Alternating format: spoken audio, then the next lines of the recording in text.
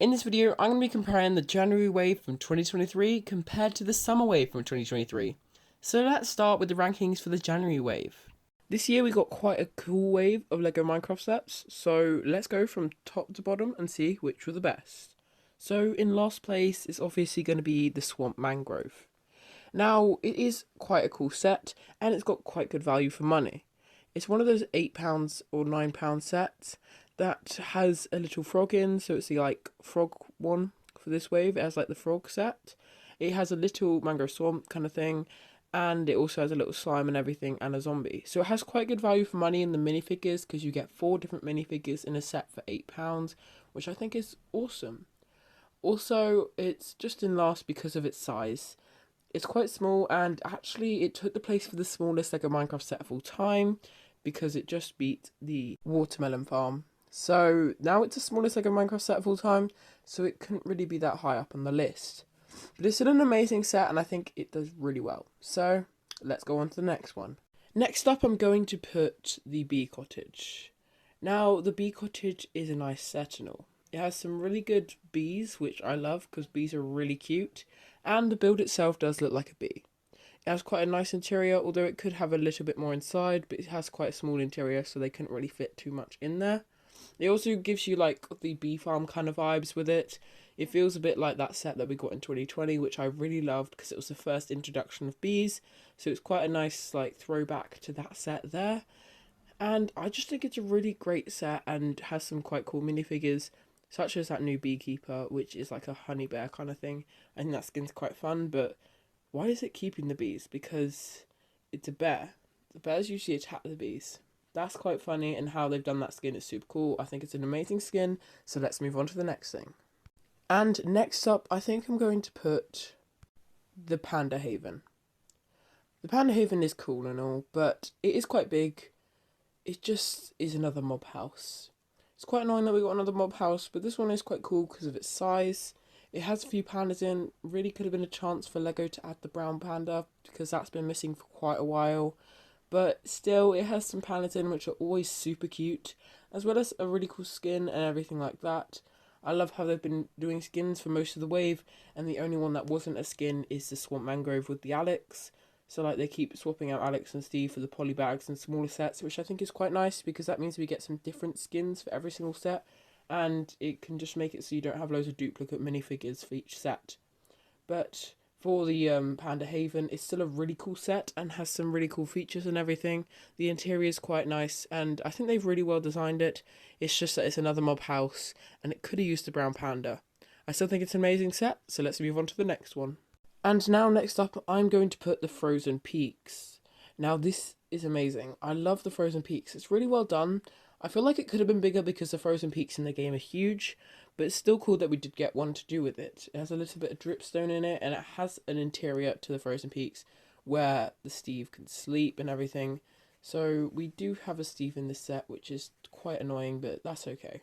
It also has an awesome goat, and I really like the goat minifigure and what they've done with it, as well as having a creeper and a stray. We haven't got a stray in a while, so that's quite nice to get, but we still don't have that little bit of material, so it just uses armor, which is quite annoying, but it just makes that stray minifigure a little bit more rare from that igloo set from a while ago. I think it was 2018, so that's quite a rare minifigure, and I like that we got it again, even though it doesn't have the material on.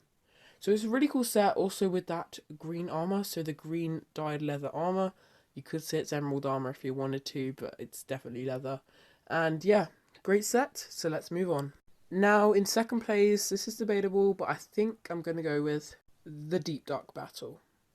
Now, the Deep Dark Battle is amazing. It's the biggest set of the wave and has the Warden in, which is what we wanted. It does quite a good thing of making an ancient city and the Deep Dark in it, which I think is also really cool. But one thing I would say is that the Warden isn't the most accurate. I actually did a whole video on that. You can look at it up there. And it's just quite a cool set, even though it does have that inaccuracies in the Warden. It has quite a few features, like how you can explode the castle and everything and things like that, which I really love, and it has all the candles around and everything like that. I think it's just an amazing set, so let's move on to the best in the wave. In my opinion, the best in the wave would probably be the Sword Outpost. It's just really well made, and it looks amazing. The big sword is just super cool, and I really like the idea of this.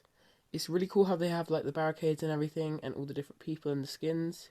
And you also get the alley in this set, which I think is awesome as well, because that's a new minifigure, as well as a jukebox, which I think is great. It's printed as well, so that's awesome.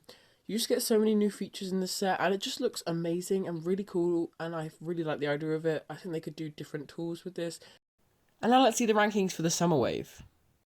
Let's start off with one of the smaller sets of the wave, being the Axolotl House. It's a nice set, but probably one of the worst in the wave because of what it is. It is another mob house, just like the many and many before that I've talked about. The Fox Lodge, the Rabbit Ranch, all of those ones, the Pig House. There's a lot of them. We've got too many as it is, and they've just added another one in. Don't get me wrong, I like the set. It's a nice set. I love the minifigures. But it's the build itself that's the problem. So my honest opinion would say it's out of 10, probably like a 5. The minifigures are really nice, like the dolphin and the axolotls. But then you have the build itself, which just brings that rating down. If it was a great build with great minifigures, it would be more in like the 9s, the 8s, something like that. But it's another mob house, so I'm going to have to put it down in a 5 out of 10 probably. Next up we have another one of the smaller side. This is the Pumpkin House. And yes, it's a really nice set, and I really like the minifigures. The pumpkin is better than a mob house, but it's still not exactly what we want to see from LEGO Minecraft. It's showing more creativity with it, making a pumpkin for the witch and stuff, but it'd be nice to see another Witch Hut version, like we did in 2017 for that witch minifigure. Obviously, we did get the witch again, so I'm not going to complain about that. It's a great little minifigure. I love that minifigure. And they did get rid of the printing, which is a little bit of a downside to the set. They should have kept the printing on the hat. And also you get that grey frog, so we get another type of frog, which is also an amazing addition. So I think this set, out of 10, probably like a 7. A nice little set with some really nice minifigures, new variant of frog, and we brought back the witch. So I think it's a great set. It's probably a 7 out of 10 for me. It's a solid set, not the best, but a great set. Then after that, we have the Crafting Box 4.0. This is probably a really nice set. I was really excited for this one, actually. I've always found the crafting boxes to be really nice.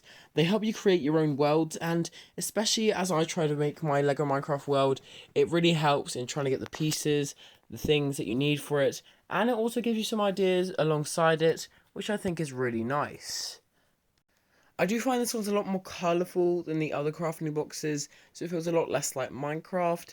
But the minifigures are quite nice. You get a new variant of the cat, and there's just some really nice minifigures, a larger selection than most of the crafting box sets have. But as I said, it's very colourful, and I feel like it should have been a bit more grey, just like Minecraft is. So yeah, nice set though. I always like how the crafting boxes can give you the materials you need to make a world and things like that. My opinion would probably be that it's around a 7 out of 10. Nice little set. I think it's a nice one to build, and it can allow you to make different things as well along with it, because it gives you the pieces that can be made into different things. So yeah, a solid set. I'd say another 7 out of 10. Iron Golem Fortress, the largest in the wave, and one of the most anticipated. I think this set's really nice. I love the minifigure selection that you get in it. That's a great thing. And the skin that's like crystal also looks super cool. I think the fact that it's a bit of a mob house is a bit of a problem. We could have got an Iron Golem Fortress without it being a mob house. We got 2 mob houses in this wave. We could have done better than that. But still, I think it's a lot better than the Axolotl house just because of its size.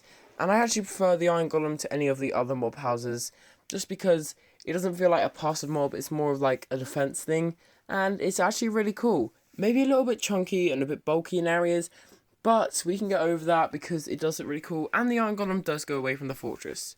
I was expecting something more along the lines of the fortress set that we got a long time ago, but at least we got an Iron Golem fortress set, and we got another castle kind of thing. I think the minifigures are nice, and I think it's a nice set. So those were comparing the summer and January wave of 2023. I really hope you enjoyed this video. You can subscribe up there. There's another video down there. I really hope you enjoyed. You can see you all next time.